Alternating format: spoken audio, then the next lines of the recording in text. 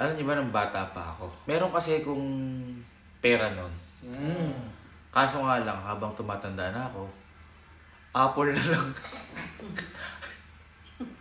Apple na lang kasi wala na, naubos na ni mama kasi sabi lalagay daw sa bangko. Hanggang ngayon wala pa din yung bangko. Nagsara na ate yung bangko. Kaya nagalaga na lang ako ng aso. Kaso, dahil wala na akong pera, pinakain ko na lang ng apple yung aso. Ngayon, humilingin ako sa Genie. Sabi ko sa Genie, ano kaya ako magandang hilingin sa buhay ko? Alam mo sinabi ng Genie? Mag-pray ka daw. Wow! Ang galing! Ang galing! Galing. Okay. Next. Ang galing na na! Galing na na! Pangit pa rin kwento mo na yan. Game.